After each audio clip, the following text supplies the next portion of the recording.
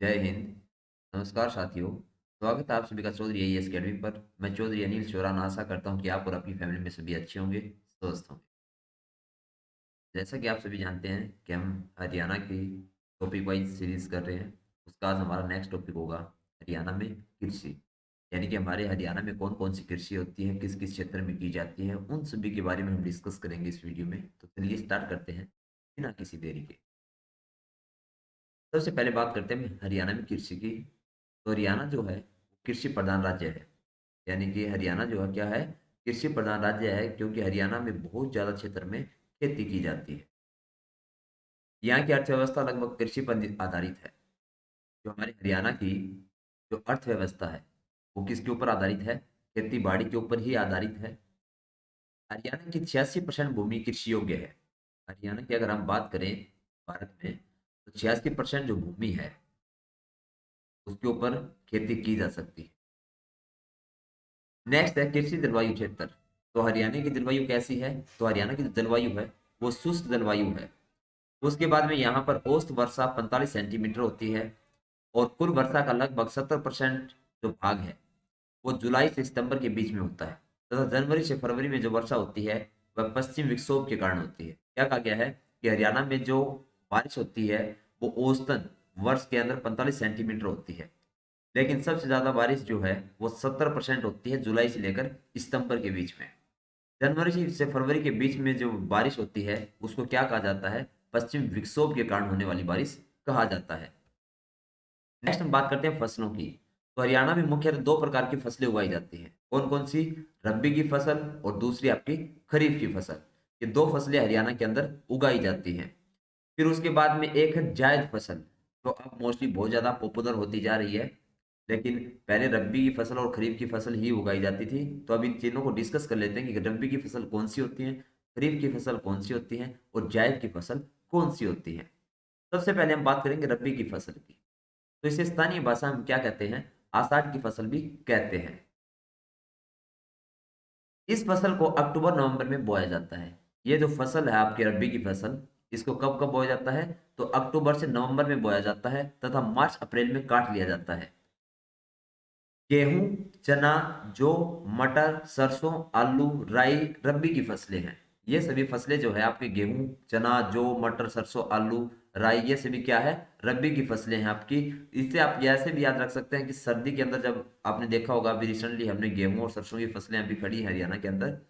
तो उससे भी आप याद रख सकते हैं कि सर्दी के अंदर जो फसलें उगाई जाती हैं उनको हम क्या कह देते हैं? रबी की फसल कह देते हैं।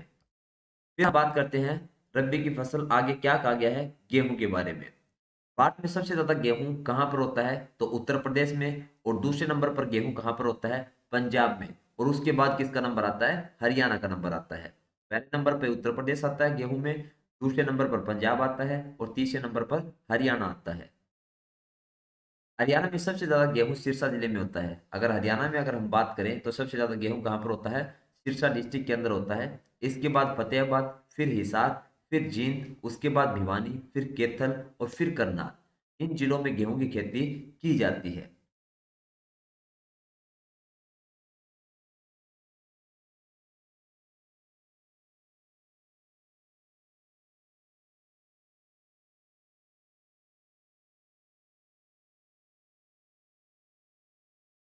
प्रदेश में सबसे ज्यादा उगाई जाने वाली फसल गेहूं तथा दूसरे नंबर पर चावल है। यानी कि हमारे हरियाणा में सबसे ज्यादा क्या उगाया जाता है? गेहूं उगाया जाता है और दूसरे नंबर पर क्या उगाया जाता है? चावल उगाया जाता है। उसके बाद में जौ की अगर हम बात करें तो हरियाणा में यह फसल मुख्य रूप से कहाँ कहाँ उगाई जाती है? तो हिसार, भिवानी और गुरुग्राम जिले में सबसे ज्यादा उगाई जाती है। गुरुग्राम जिसको हम पहले गुड़गांव के नाम से जाना करते थे। सरसों की फसल की अगर हम बात करें तो इसका उत्पादन मुख्य रूप से महेंद्रगढ़, भिवानी, हिसार, झज्जर, गुरुग्राम और फरीदाबाद में सबसे ज्यादा किया जाता है। उसके बाद में अगर चने की अगर हम बात करें तो इसकी खेती हरियाणा के पश्चिमी हिस्से में सबसे ज्यादा की जाती है। तथा हरियाणा में सबसे ज्यादा चना कहाँ होता है? तो सिरसा जिले में होता है। इसके बाद फतेहाबाद, हिसार, भिवानी, रेवाड़ी, इन क्षेत्रों में चने की खेती की जाती है। फिर हम बात करते हैं खरीफ की फसल की। तो खरीफ की फसल को हम सामान्यतः क्या कहते हैं? तो सावनी की फसल भी हम बोल देते हैं। गांव में सुना होगा आप लोगों ने। इस फसल को जून और जुलाई में बोया जाता है तथा अक्टूबर नवंबर में काट लिया जाता है। तो रबी की फसल को हम कैसे याद रख सकते हैं कि जो सर्दियों में उगाई जाती है, और खरीफ की फसल है उसको हम कैसे याद रख सकते हैं, जो गर्मियों में उगाई जाती है, यानी कि जून और जुलाई में जिस फसल को उगाया जाता है उसी को हम क्या कहते हैं, खरीफ की फसल कहते हैं। जैसे चावल, कपास, मक्का, बाजरा आदि। चावल, कपास जिसको बाड़ी बोलते हैं हरियाणा में, मक्का, बाजरा, ये सभी फसलें आपको पता है कि गर्मी के मौसम में उगाई जाती हैं, जब जून और जुलाई का मौसम होता है, महीना होता है।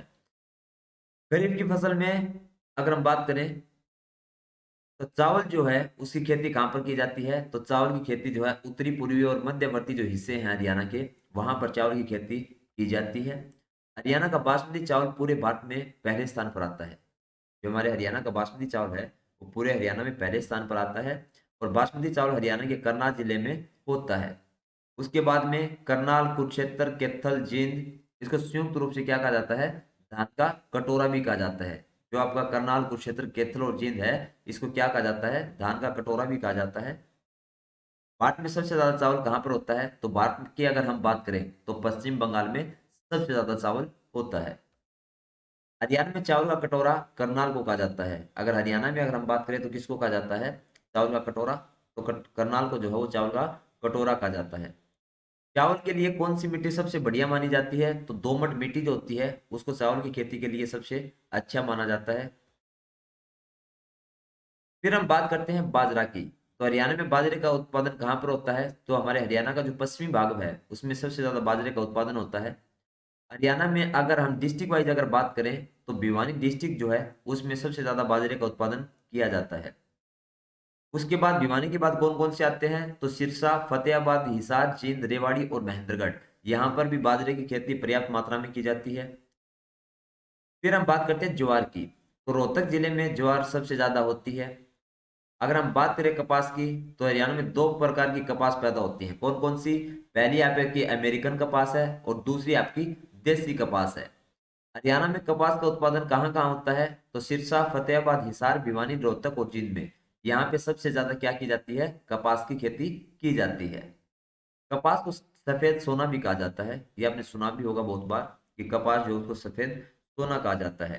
कपास की खेती के लिए कौन सी मिट्टी सही रहती है, तो काली मिट्टी जो है उसमें कपास बहुत अच्छी लगती है। फिर हम बात करते हैं मक्का की। तो इस फसल के लिए पानी की कम जरूरत पड़ती है। जो मक्का होती है उसके लिए क्या पड़ती है, पानी की कमी बहुत जरूरत पड़ती है। और इसका उत्पादन कहाँ कहाँ होता है, तो अंबाला, यमुनानगर, कुरुक्षेत्र और रोहतक जिले में मक्का का उत्पादन किया जाता है। इसमें पानी की क्या है, कम जरूरत पड़ती है जो मक्का की फसल होती है। जबकि आपने कपास और इनको देखा होगा, चावल जो धान होती है उनमें पानी की बहुत ज्यादा मात्रा चाहिए होती है। आपने देखा होगा चावल के तो खेत पानी के भरे रहते हैं। फिर हम बात करते हैं गन्ने की। तो गन्ना उत्पादन में हरियाणा के उत्तरी पूर्वी हिस्सा, और हरियाणा में गन्ना सबसे ज्यादा यमुनानगर जिले में होता है। गन्ना कौन से क्षेत्र में उगाया जाता है, हरियाणा के तो उत्तरी पूर्वी जो हिस्सा है उसमें सबसे ज्यादा गन्ना उगाया जाता है। और हरियाणा में सबसे ज्यादा अगर हम गन्ने की बात करें तो कौन से डिस्ट्रिक्ट में उगाया जाता है, तो यमुनानगर डिस्ट्रिक्ट जो है आपकी, वहां पर सबसे ज्यादा गन्ने की खेती की जाती है। उसके बाद में अगर हम बात करें कुरुक्षेत्र की, यमुनानगर के बाद में कहाँ कहाँ होता है, तो आपका कुरुक्षेत्र है, अंबाला है, करनाल है, रोहतक है, सोनीपत है। इसमें भी गन्ने की खेती जो है वो की जाती है। गन्ने के लिए ज्यादा पानी की जरूरत होती है। तो आपका गन्ना और चावल जो होता है उन दोनों के लिए ही बहुत ज्यादा मात्रा में पानी की आवश्यकता होती है। गन्ने के लिए वार्षिक वर्षा 200 सेंटीमीटर तक होनी चाहिए। क्या कहा गया है कि गन्ने के लिए वार्षिक वर्षा है जो वो कितनी होनी चाहिए, 200 सेंटीमीटर तक होनी चाहिए, क्योंकि गन्ने की जो खेती होती है उसको पानी की बहुत ज्यादा जरूरत होती है। और लास्ट में आपकी रहती है जायद की फसल। जायद की फसल में क्या होता है कि रबी की कटाई व खरीफ फसल की बुआई से पहले बोई जाने वाली फसल, जो आपकी रबी की फसल है, यानी कि सर्दी और गर्मी में जो आपकी फसलें उगाई जाती हैं उनको सर्दी वाली फसल कटने के बाद, और गर्मी वाली जो आपकी जून जुलाई में बोई जाती है उसके बीच में जो हिस्सा बचता है कटाई के बाद का, तो उस दौरान जो फसलें उगाई जाती हैं उन्हीं को हम क्या कहते हैं, जायद की फसलें कहते हैं। इसमें कौन कौन सी फसलें शामिल हैं आपकी, तो आपका तरबूज हो गया, खीरा हो गया, ककड़ी हो गया। इन्हीं को हम क्या कहते हैं, जायद की फसलें कहते हैं। यानी कि बीच के मौसम में हम जिनको उगा देते हैं, इन्हें चारा फसल भी आप कह सकते हैं। फल उत्कृष्टता केंद्र मजियाना में स्थित है। अगर हम बात करें फल उत्कृष्टता केंद्र जो है वो कहाँ पर स्थित है, तो मजियाना में स्थित है। और ये कौन सी डिस्ट्रिक्ट में आता है, तो आपका सिरसा डिस्ट्रिक्ट में आता है। ये परियोजना की अगर हम बात करें तो ये किससे संबंधित है, तो ये परियोजना आपकी बागवानी से संबंधित है। और इसी के साथ आपका हरियाणा में कृषि से रिलेटेड जो टॉपिक था वो आपका कवर होता है। उम्मीद करता हूँ कि आप सभी को आज का सेशन पसंद आया होगा। पसंद आया है तो लाइक करें, शेयर करें और अपने फ्रेंड्स के साथ चैनल के लिंक को सब्सक्राइब जरूर करें। मिलते हैं नेक्स्ट वीडियो में, तब तक अपना और अपने को ख्याल रखिएगा। जय हिंद, जय भारत।